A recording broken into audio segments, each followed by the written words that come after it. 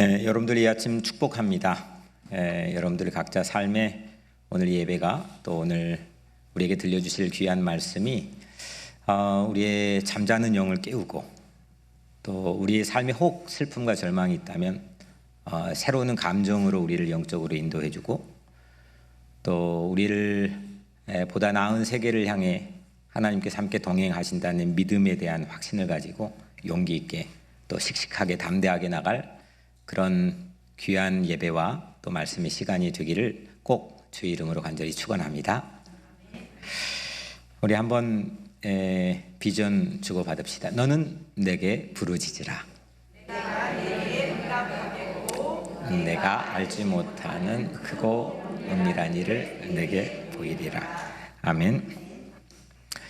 오늘 이야기, 본문 이야기 안에는 두 가지의 끔찍한 사고가 불행하게도 우리에게 소개가 됩니다. 이 사건의 개요는, 참사 사건의 개요는 다음과 같습니다. 갈릴리는 북쪽입니다. 갈릴리에서 저 남쪽에 있는 수도 예루살렘, 거기는 성전이 있죠. 성전에 아마도 6월절로 추정되지만 큰 명절, 절기에 순례자들이 종교적 의무를 다하기 위해서 방문했습니다. 그리고 거기에서 뭘 했게요? 예배드렸겠죠. 성경에 나온 용어로는 희생 제사를 드렸습니다. 동물을 잡아서 그 동물의 피를 가지고 희생 제사를 드릴 그때였습니다. 그때 로마 제국의 그 위임을 받아서, 권위를 위임받아서 이스라엘 지역을 통치하고 있던 빌라도 총독, 혹이나 이 대중들이 모였을 때 자칫 밀란이 일어날까 두려워했습니다. 그래서 이 빌라도가 성전 안으로 군대를 들여보냅니다. 조그만한 우리 같은 이 성전, 이게 아니라 성전 안에는 성전 건물도 있지만 뜰이 있는데 거기에 로마 군대를 잔입시키고 그리고 갈릴리에서 온 순례자들을 진압했습니다. 그리고 살육했습니다. 1절에 보면 그때 마침 두어 사람이 와서 빌라도가 어떤 갈릴리 사람들의 피를 그들의 제물에 섞은 일로 예수께 아뢰니, 이게 무슨 일인가 싶었는데 이런 사건에 대한 배경이 있다는 거죠. 성전 뜰에서 드리던 희생제물, 짐승 잡아가지고 각을 뜨고 피를 내는 그 동물의 피가 살육당한 순례자들의 피와 섞였다고 하는 참혹한 그런 장면을 예수님에게 한 두어 사람이 갑자기 문득 찾아와서 아뢰었습니다. 이거는 신약 성경 안에만 있는 이야기가 아니고 아주 세계적으로 지금부터 한 1900년 전 사람인데 그의 역사책이 고스란히 기록에 남겨 지금까지 전해져 오기 때문에 가장 뛰어난 유대의 역사가로 알려져 있는 요세푸스라고 하는 그의 책에도, 그 역사가의 책에도 기록이 이렇게 다음과 같이 됩니다. 요세푸스의 고대사 17장 9절 3항에 보면 총독이 누구였죠? 빌라도가 로마의 군대의 깃발, 로마 군기와 이방의 상징들을 예루살렘에 가지고 들어가려고 합니다. 이때 이것 자체는 당시 유대인 법, 유대인들의 신앙, 유대인들의 종교적 관습을 조롱하는 행위입니다. 그래서 유대 민중들을 자극했고 동요하게 만듭니다. 이때 저항했던 3,000명, 성전 뜰을 비롯한 성전 안에 있던 유대 3,000명들을 빌라도 군대가 무참하게 살육하고 죽였습니다. 이게 요세푸스 고대사에 나와 있는 기록이고, 또 한 가지는 요세푸스 고대사 20장 5페이지 3항에 보면 또 빌라도 총독이, 다른 사건인데 빌라도 총독이 예루살렘의 성전을, 그때 당시엔 예수님 시대의 건축 중이었거든. 제3 예루살렘의 성전을 건축하는 기금을 유대인들이 냈겠죠. 우리로 치면 헌금입니다. 그 헌금을 빌라도 총독이 수도관 건설에 유용하려다가 밀란이 발생합니다. 이건 우리에게도 큰 문제겠지만 당시에는 우리와는 비교도 되지 않을 만큼 그들의 어떤 민족적 자긍심, 어떤 신앙적 뿌리를 송두리째 흔드는 그런 야만적인 행위입니다. 그래서 그 반란을 잔인하게 빌라도 총독이 진압하는데 무려 성전에서 2만여 명이 학살되는 끔찍한 참사가 벌어집니다.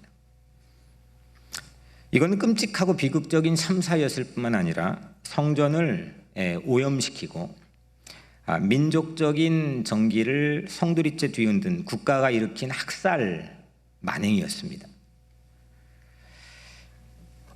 이렇게 첫 번째 참사 이야기입니다. 첫 번째, 이 둘 중에 어떤 걸지는 우리는 모르겠지만 여튼 거의 이 중에 하나일 거라고 생각합니다. 이 첫 번째 참사는 두어 사람이 갑자기 오늘 1절에 보니까 예수님 앞에 와가지고 예수님께 알린 정보입니다. 지금 예수님은 누가복음은 구조상 9장부터 19장까지는 다른 복음서와 다르게 예루살렘으로 십자가 지기 위해 여행하는, 그냥 한 길에 쭉 여행하는 이야기입니다. 예루살렘에 향해 가는데 예루살렘이 갑자기 두어 사람이 와서 예루살렘에서 이런 일이 있었잖아요 라고 말하는 의도가 뭐겠습니까? 단순한 정보를 상기시켜 주는 게 아니고 그래도 갈 겁니까? 이런 일이 또 일어나는 겁니까? 이런 참사는 그러면 우리는 안전지대가 과연 어디입니까? 당신은 어디를 향해 가고 있습니까? 이런 뉘앙스를 가지고 질문하는 거겠죠. 이런 참의 첫 번째 참사가 여튼 오늘 우리들에게 소개가 됩니다. 두 번째 이어서 참사가 소개되는데 그의 이제 예수님이 답변을 하시는 도중에 예수님 자신이 소개하는 두 번째 참사입니다. 4절에 실로암에서 망대가 무너져 치여 죽은 18사람이. 실로암은 어디에 있죠? 모시고 가도 잘 모르시는군요.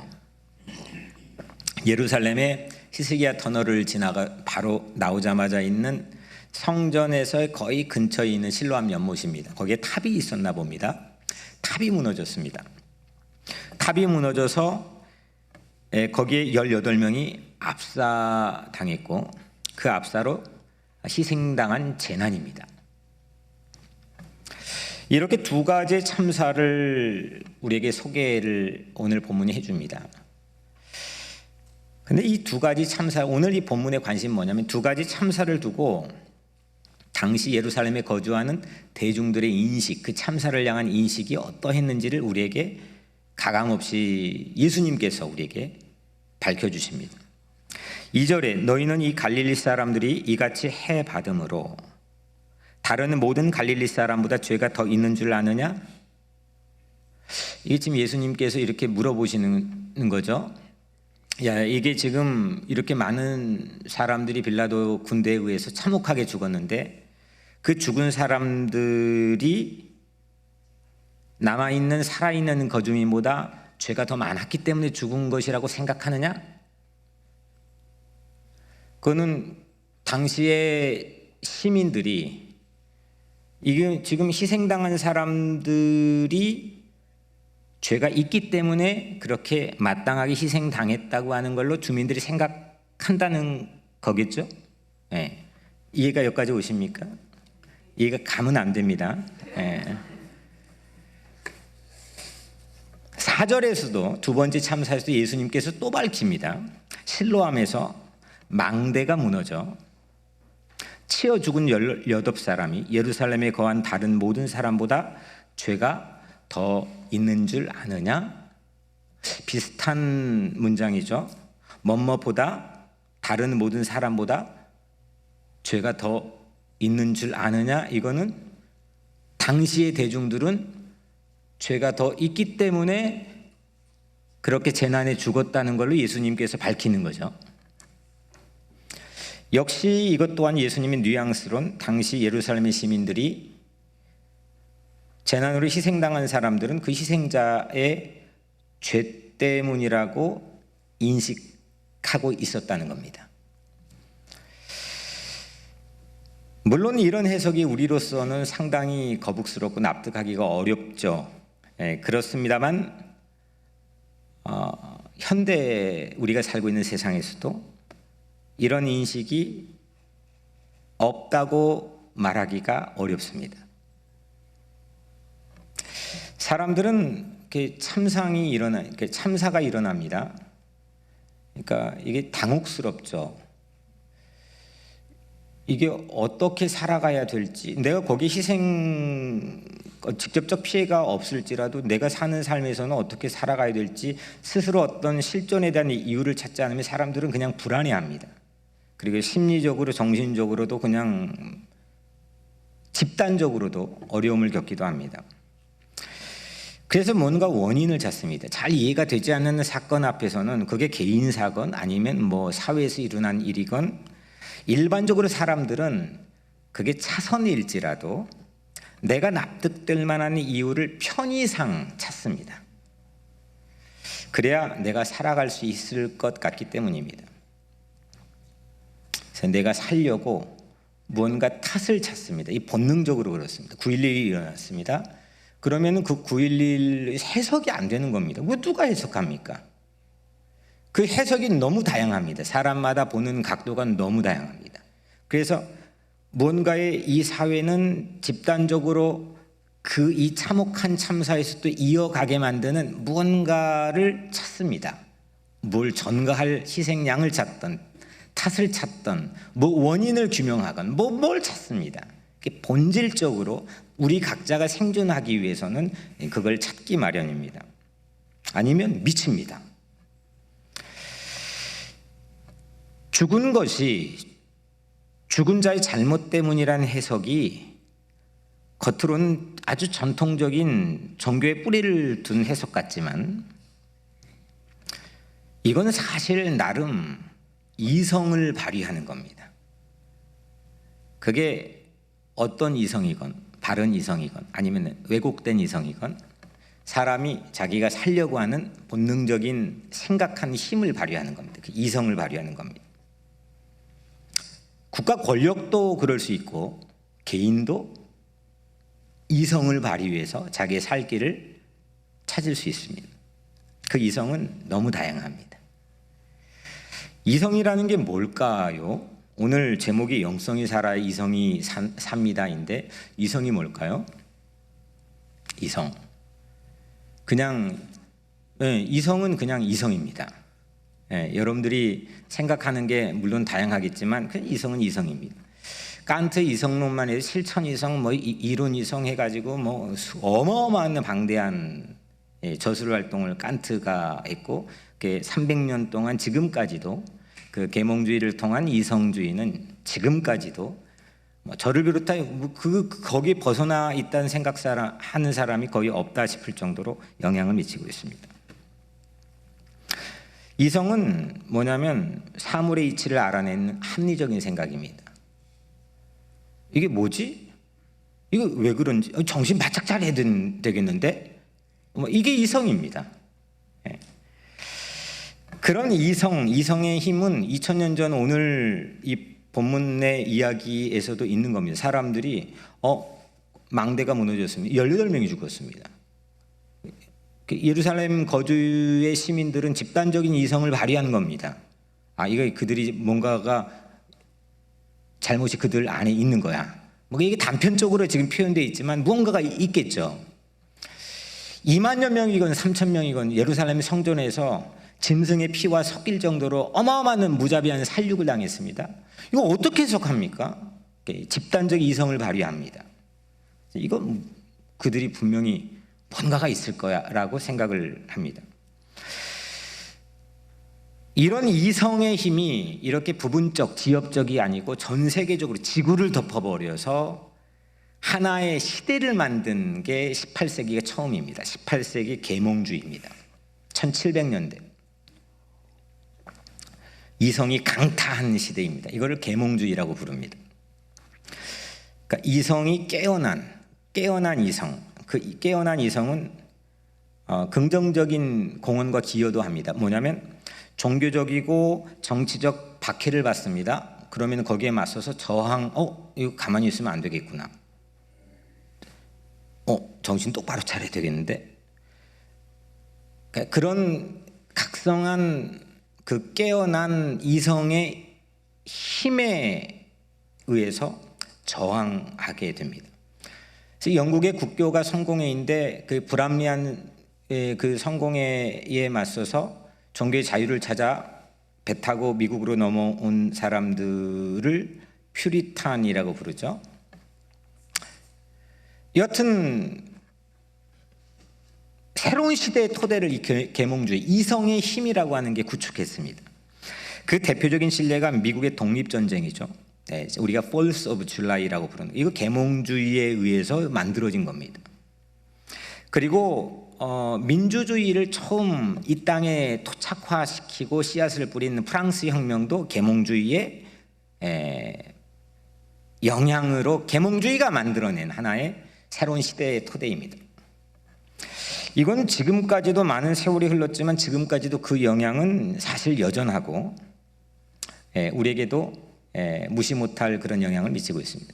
근데 그 이성이 오늘 본문에서 우리가 보는 것처럼 그 이성이 완전하지가 않다는 겁니다. 그런 공헌과 기여를 할 수 있는 긍정적인 측면이 분명히 있지만 그 이성이 오늘 첫 번째 대지에서 우리가 나누고자 하는 결론은 완전할 수가 없다는 겁니다. 계몽주의 시대 이후에 다수결, 한 명이라도 더 많으면 그 집단 이성이 끌어가는 방향에 힘을 실어주고 그 방향대로 대중의 합리적 판단의 힘에 기댄 민주주의, 데모크라시라고 하는 게 이 계몽주의에 의해 자리 잡게 되지만 그 안에서도 사람의 이성이라는 것은 당연히 완전할 수가 없습니다. 그러면 49는 어디로 가는 건가? 그러면 12의 어떤 의견은 어디로 가는 건가? 그냥 사라져도 되는 건가? 이건 사실 인간이 만들고 있는 제도라고 하는 것, 이성의 힘이 발휘해서 뭔가를 계속해서 발전해 가는 우리 사회의 문명이라는 건 완전할 수가 없다는 겁니다. 이성이라고 하는 것은 일어난 사실들을 주목해서 보는 겁니다. 경험하는 거. 이게 뭐지? 이게 팩트가 뭐지? 이게 이성입니다. 근데 여러분들에게 이걸 보여줬어요. 근데 똑같이 설명하느냐? 절대 그렇지 않습니다. 이걸 있는 그대로 설명하기가 매우 어렵습니다. 다양할 뿐만 아니라 왜냐? 우리는 사실을 사실로 볼 힘이 사실은 없기 때문입니다. 있는 그대로 보면 다 될 것 같지만 있는 그대로 선과 악을 알게 한 지식의 나무를 봤어요. 보암직했어요. 먹었어요. 그러면 다 알 것 같지만은 그건 내가 컨트롤 불가입니다. 이게 인간이 가지고 있는 이성, 자유의지가 가지고 있는 한계입니다.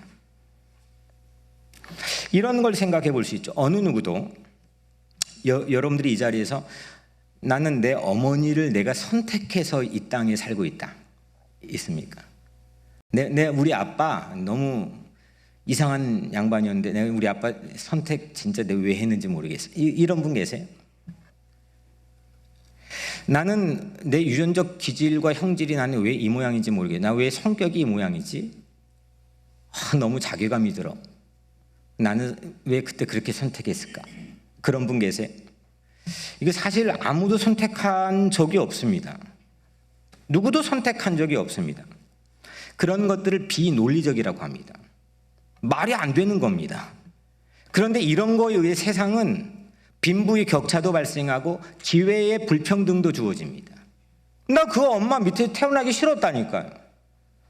나 그런 성격 가지고 나 애초에 태어나기 싫었다니까요. 나 저 집에 태어나서 내가 좀 좋은 학교 갈 기회가 있었으면 좋았을 텐데. 그건 다 된 다음에 대한 하나의 평가일 뿐이지 애초에 내가 그걸 선택해가지고 한 적이 없기 때문에 이건 상당히 말이 안 되는, 설명이 안 되는 비논리적입니다. 그리고 비이성적입니다. 그렇다고 해서 이성이 불필요하느냐? 아까 말한 것처럼 이성 또한 하나님께서 우리를 움직여 가신 하나님 주신 선물입니다. 불의에 저항할 수 있고 깨어난 이성을 가지고 보다 나은 새로운 시대를 구축하는 데 결정적 역할을 하게 됩니다. 다만 인간이 생각하는 힘인 이성, 정신 똑바로 차리고 살아야지. 이렇게 내가 생각하는 힘, 그런 이성에는 분명히 오류가 있을 수 있다는 것을 오늘 첫 번째 대지 결론으로 나누고자 합니다.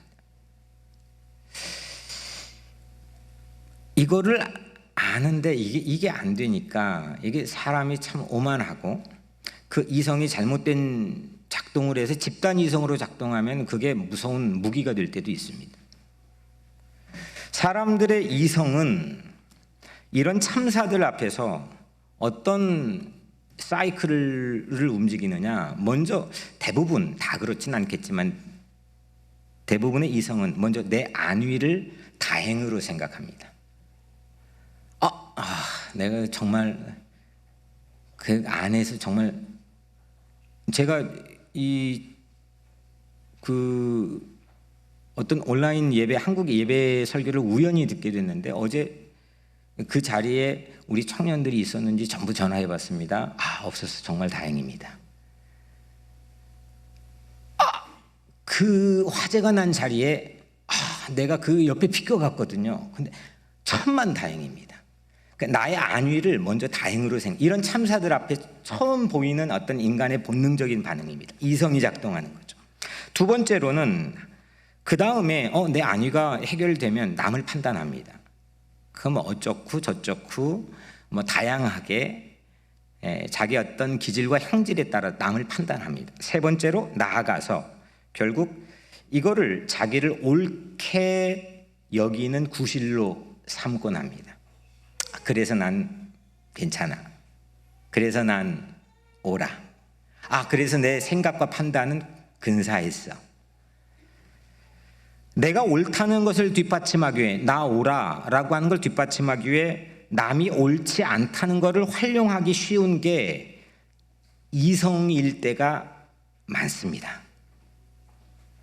이거는 좌나 우나 똑같고 모두가 인간이 가지고 있는 취약점이고 이성이 가지고 있는 분명하고 명백한 한계입니다. 그리고 성경도 우리에게 그렇게 고발하고 있습니다. 첫 번째는 이성이 기여가 있어요. 이성 없으면 정신 빠진 채로 살게 돼요. 이성을 해야 이 세상 불의를 보고도 저항할 수 있고 또 바른 새로운 시대를 향해 꿈을 꿀 수 있게 됩니다. 그런데 이성은 첫 번째 대지의 중요한 요지는 완전할 수 없다. 완전하지 못하다. 오늘 예수님께서 그렇게 말씀하죠. 이 예루살렘에서 일어난 참사, 두 가지의 참사로 사람들은 집단 이성, 집단 지성이 그 희생당한 사람들의 죄 때문에 그들이 죽었다라고 생각했다. 그런데 예수님께서 이 판단, 그들의 집단 이성에 대해서 아니라 두 번이나 반복합니다. 그거 아니야. 그러면 예수님의 생각이 뭐냐? 이걸 두 번째 우리 함께 나눠보려고 합니다. 좀 전에 말씀드린 것처럼 확실한 것은 두 가지 이 본문 이야기에 들려진 이 참사가 희생자의 죄로 인한 거예요? 아니에요? 분명히 아니라는 겁니다. 2절 3절에 너희는 이 갈릴리 사람들이 이같이 해받음으로 다른 모든 갈릴리 사람보다 죄가 더 있는 줄로 아느냐? 너에게 이르노니 아니라. 누가 말했어요? 조원태가? 예수님 말씀했어요. 제가 말했으면 조금 권위를 의심을 아주 많이 해봐야 되겠지만 이건 예수님 말씀한 거예요. 여러분들 대부분의 가진 성경에는 빨간색으로 칠해져 있고 이걸 전문적 용어로 Q 자료라고 부릅니다. 가장 성서에서도 하이 퀄리티로 권위를 부여하는 예수님의 말씀 Q 자료입니다. 아니라, 아니다, NO! 예수께서 아니라 했습니다. 3절. 예수님께서는 희생자의 죄가 참사에서 비껴가서 생존해 있는 다수의 사람보다 희생자의 죄가 더 있지 않다. 아니다. 그것 때문에 아니야. 너희들 약간 미쳤구나. 아니야. 그렇게 말씀한 겁니다. 4절 5절에 또 실로암에서 망대가 무너져 치여 죽은 18사람이 예루살렘에 거한 다른 모든 사람보다 죄가 더 있는 줄로 아느냐? 너에게 이르노니 아니라. 예수님께서 아니라, 아니야 이렇게 말씀했어요. 아닌 건 아닌 거죠. 예수님 말씀했어요. 3절에 아니라, 근데 예수님께서 새로운 제안을 합니다. 아니라 너희도 만일 회개하지 아니하면 다 이와 같이 망하리라. 예수님은 도리어 죽은 사람들을 탓을 했던 그 살아있는 시민들의 회개를, 그 살아있는 사람들의 회개를 참사의 메시지로 우리에게 들려줍니다. 놀라운 겁니다.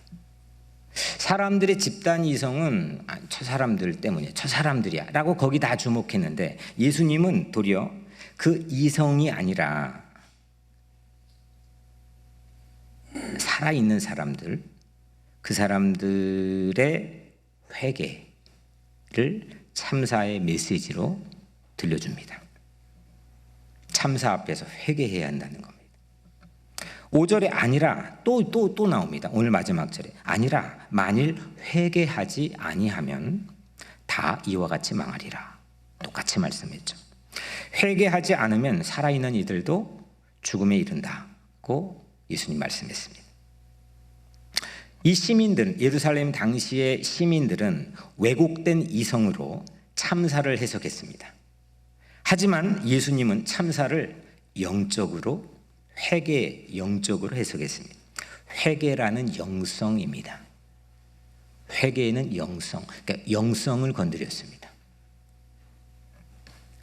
보이는 팩트, 사건을 사람들이 분석하고 거기에 대한 마땅한 원인을 규명하는데 사람들은 이성을 발동하고 작동시켰지만, 예수님은 그보다 먼저 생존, 살아있는 사람들의 영성을 건드렸습니다. 영성이 뭐냐? 그러면 영성, 스피리추얼리티가 뭐냐? 자기의 내면을, 보이지 않는 자기의 내면을 무엇보다 가장 먼저 들여다볼 수 있는 힘입니다. 들여다볼 수 있는 힘. 오늘 조영주 집사님 립스틱 치르고 왔네요. 바르고 왔네요. 네, 바르고 오셨군요.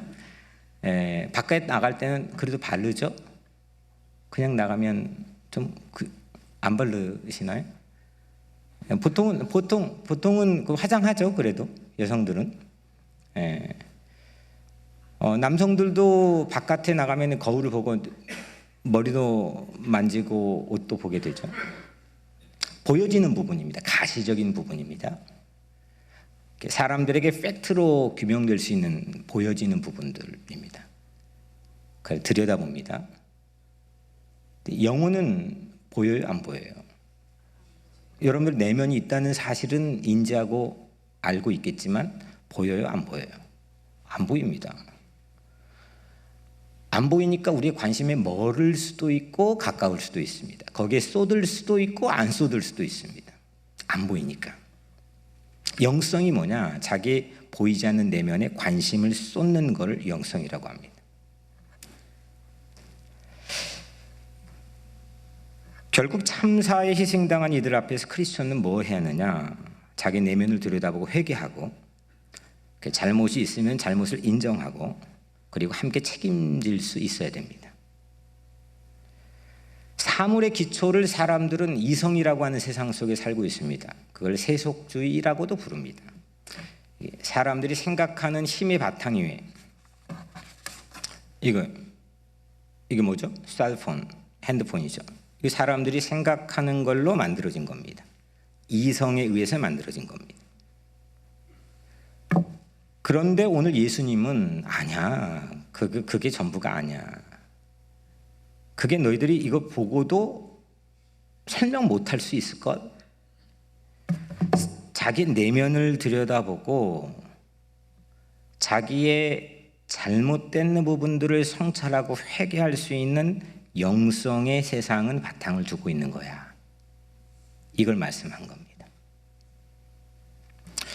엄청난 차이의 말씀을 이 작은 이야기 안에서 예수님께서 두 가지를 대비해서 말씀하고 있는 겁니다. 세계적인 영성가, 지금 돌아가셨죠. 이 유진 피터슨이라고 하는, 아마 뭐 대부분 들어보셨을 거라고 생각하지만 이분이 이런 얘기를 했습니다. 영성은 우리가 자신의 영혼, 눈에 보이지 않는 내면에 쏟는 관심이다. 그러니까 나에게 눈에 보이진 않지만 실제 하는 내 내면에 얼마만큼 관심을 쏟는지의 이게 영성이라는 거예요. 내 영혼 속에 뭐가 있습니까? 한번 보면 뭐가 있어요? 바본분, 영혼을 보면 뭐가 있어요? 똥이 있습니까? 뭐가 있습니까? 아니, 봤을 거 아니에요. 이 안에는 가장 중요한 핵이 있는데 그게 뭐냐? 하나님의 형상입니다. 모든 사람들에겐 그 하나님의 형상이 있습니다. 거기에서 양심도 나오고 뭣도 나오고, 그 하나님의 image of God 이라고 하는 하나님의 형상이 이 영혼 안에 있습니다. 그거에 내 관심을 쏟는 걸 스피리추얼리티, 영성이라고 합니다. 이성은 보이는 사실에 대한 관심, 팩트에 대한 관심이라면 영성은 보이지 않는 것에 대한 관심입니다. 그래서 진정한 기독교 영성은 자신에 대한 관심을 다 떨쳐버리고 자기를 비우고, 예수님 그거를 자기를 부인하고라고 했죠. 자기 십자가를 지고 나를 따라오라. 내 내면에서 새롭게 하나님을 만나고 또 하나님의 말씀에 귀 기울여 듣는 일로부터 영성은 시작이 됩니다. 자라게 됩니다. 성숙해집니다. 멋져집니다. 능력 있게 됩니다. 영성은 그러면 누가 만들어요? 내가 만들어요? 누가 만들어요? 여기에서 중요한 갈래길이 만들어집니다. 영성의 위험과 함정이, 영성은 절대로 내가 만들지 않습니다. 내가 만들 수도 없습니다. 영성은 내면에서 나를 비우고 내가 부인되어질 때 하나님께서 거기에다가 듬뿍 채워주십니다. 예수님께서는 두 개의 참사에서 모두 당시 예루살렘의 주민들의 내면을 보게 했습니다. 야, 내면을 봐. 네 영혼을 봐. 회개해. 회개자 아니면 너 똑같이 죽게 돼. 빌라도 권력이 자행한 잔행, 아주 잔인한 만행, 아니 그걸 못 보고 거기다가 희생당한 사람들이 가지고 있는 잘못 때문이라고 그 참사를 규명한다면 그 집단 이성이 미친 거죠.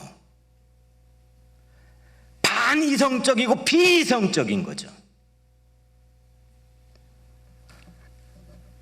자기 동포가, 자기 민족이 희생을 당했는데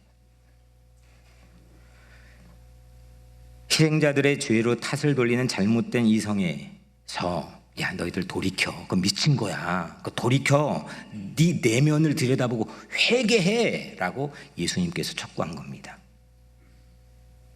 너희도 만일 회개하지 않으면, 그래서 이거는 영성입니다. 여러분들의 영성이 살아나기를 축복합니다. 자꾸 세상은 우리의 영성을 죽이는 일이 반복됩니다. 뭘 좀 똑똑하게 사는 것 같은데 영성은 메말라갑니다. 영성은 죽어갑니다. 어제도 우리 결혼식장에서 아마 대부분 우리 교인들 빼놓고는 대부분 예수 안 믿는 사람들이 대부분 많을 거예요. 제게 와서 우는 사람들이 몇 있었어요. 이 사람들 바깥에는 상당히 똑똑한 사람들입니다. 오늘 자기가 그런 경험을 했다는 겁니다. 메마른 영성이 채워지는 경험인 거죠. 내 내면에서 하나님을 만나고 나의 잘못을 발견하고 자기 부인이 가능할 수 있는 회개의 이르러야 한다고 예수님께서 우리에게 말씀하고 있습니다. 진정한 기독교 영성은 하나님이 우리를 부르고 나 같은 걸 불러주시고 또 나를 아무리 아파도 치료해 주시고 또 내 죄가 아무리 크더라도 나를 용서해 주시는 거, 야, 내가 용서해 줄 거야. 그거를 들으면서 내 영은 살아납니다. 오늘 본문에서 예수님께서는 뭘 하시느냐? 예수님은 잘못된 집단 이성에서 순수한 영성의 자리로 우리 손을 잡고 이끌어주고 계십니다. 그래서 예수님은 영성이 살아야 이성이 살아난다는 것을 말씀하고 있습니다. 이성이 없는 영성, 또 영성이 막 뜨거워요. 근데 이성이 없어요. 생각에 힘이 없어요. 자기 개인에만 갇혀 있어요. 열심을 부리지만 이성이 없는 영성. 이거 언제나 자기 열심에 빠질 위험이 매우 농후합니다. 역사가 이를 아주 여실히 증명합니다. 보이지 않는 영혼의 문제와 깊이 관련되어 있기 때문에 하나님을 마치 내 경험의 부속물 정도로 취급할 위험이 이 영성에는 위험 요소로 담겨 있다는 겁니다. 내 열심 부리면 되는 거예요. 이론은 아는데 그냥 모습이 그거예요. 그런데 기독교 영성은 우리 경험을 말하는 데 있지 않습니다. 하나님께서 말씀하시는 것을 듣는 거로부터 비롯됩니다.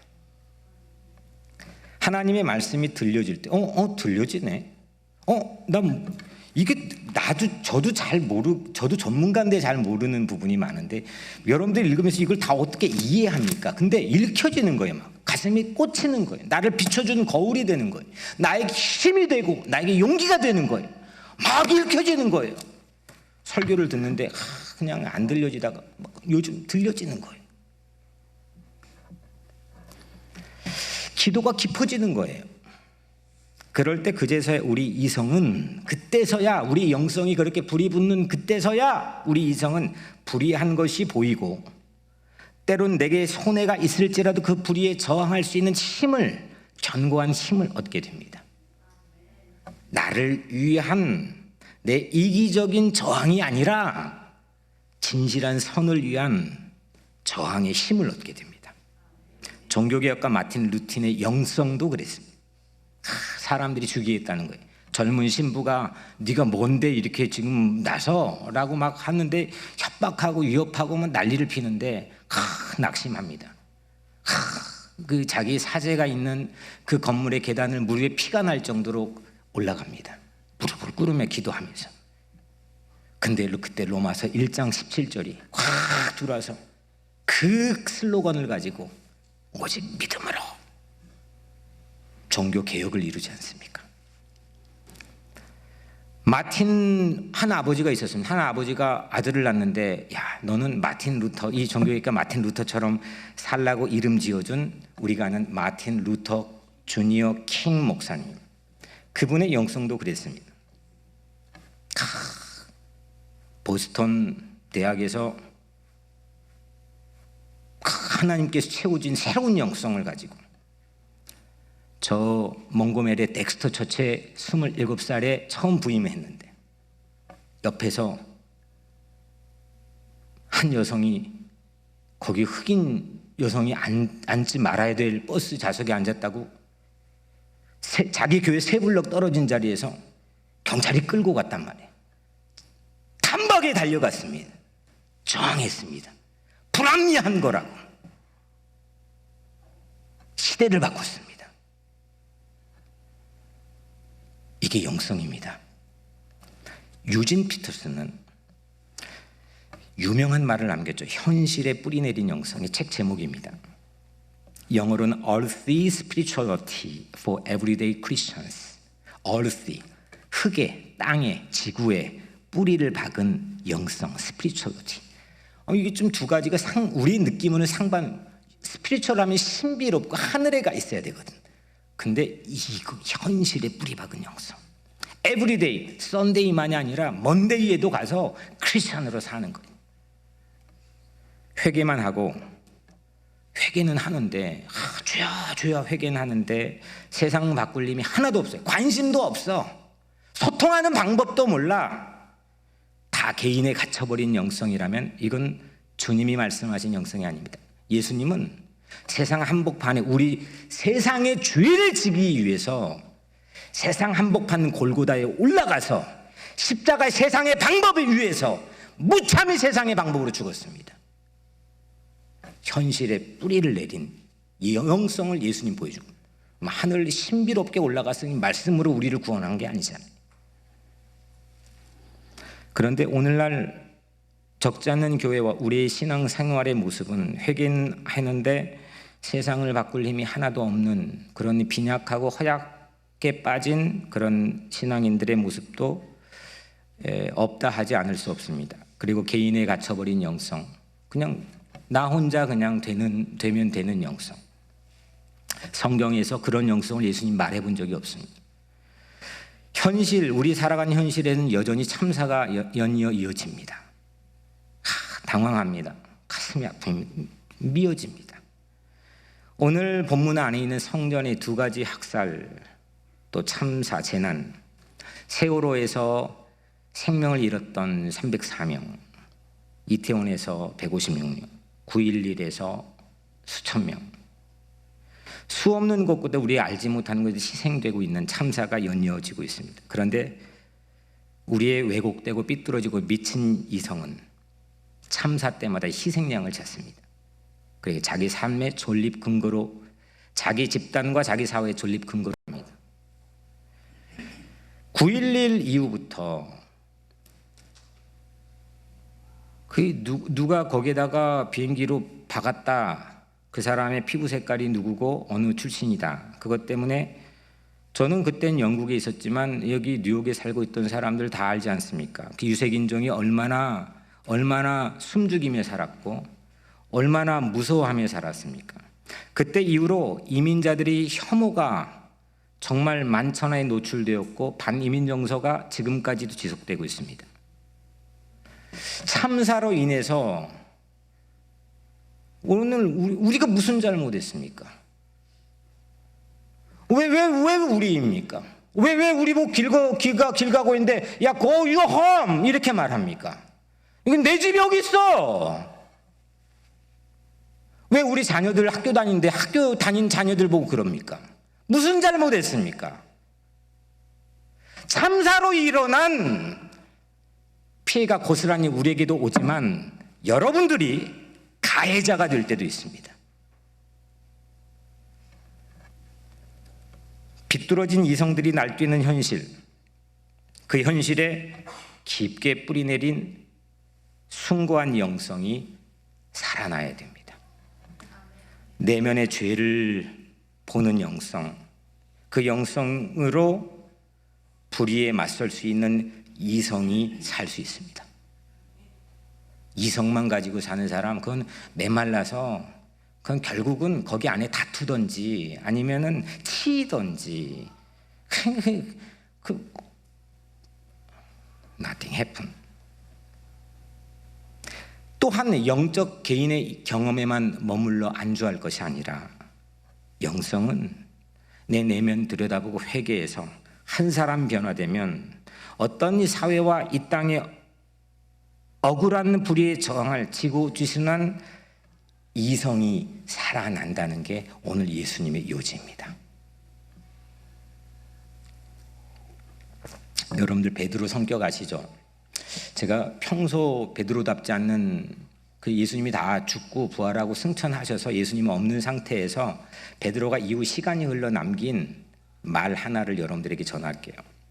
베드로답지가 않아요. 베드로후서 3장 9절인데 주의 약속은 어떤 이에 더디다고 생각하는 것 같이 더딘 것이 아니라 오직 너희를 대하여 오래 참으사 아무도 멸망치 않고 다 회개하게 이르기를 원하시느니라. 여러분들 베드로가 언제 참습니까? 더뎌지면 미치는 사람이 그냥 예수님 보이니까 막 바다에 뛰어들었습니다. 예수님이 나 십자가 못 박혀 고난받고 죽을 거야 했더니 안 됩니다 라고 예수의 몸을 붙잡고 항변했습니다. 바로바로 뛰쳐나가는 기질이 베드로입니다. 그런데 베드로 가지가 않아요. 그래서 혹자는 이거를 베드로가 아니고 다른 사람이 쓴 거라고 얘기하는 성서 전문가들도 있습니다. 결코 그렇게 생각하지 않습니다. 베드로의 영성이 살아난 겁니다. 어떤 이에 더디다고 생각하는 것, 그게 더딘 게 아니야. 베드로예요 이게. 오직 너희를 대하여 오래 참으사 아무도 멸망치 않고 다 회개하기에 이르기를 원하시느니라. 이게 예수님 마음인 거를 안 거죠. 자기 내면을 들여다보고 자기의 삶을 부인했던, 배신했던, 자기의 철딱선이 없었던, 그냥 날뛰었던 그런 순간들의 내면을 계속 반추하고 들여다보면서 야, 예수님 마음이 이런 거였구나. 영성은 예수님께 관심을 쏟는 겁니다. 예수님의 마음은 우리 모두 다 회개하기를 원하십니다. 그래서 오래오래 참으신다는 겁니다. 회개는 나를 잘못을 들추어내 세상처럼 망하게 하려는 게 아니라 오늘 뭐래? 만일 회개하지 아니하면 망하리라. 회개하면 살아나리라. 회개는 우리를 망하게 하려는 게 아니라 우리를 살리는 겁니다. 나에게 죄를 뒤집어 책임 규명에 그치는 게 아니라 나를 용서해 주시기 위함입니다. 그럴 만한 자격을 갖춘 사법기관이 세상에 어디 있습니까? 누가 나에게 용서를 합니까? 그럴 만한 실력과 능력이, 내 내면을 들여다볼 실력과 능력이 어떤 사법기관이 있습니까? 불가능합니다. 회개는 이래서 나도 살리지만 내가 살아가는 세상을 살리는 영성입니다. 회개는 누군가를 향한 최소한의 책임을 지는 것이 수반되어야 됩니다. 회개한 삭개오 아시죠?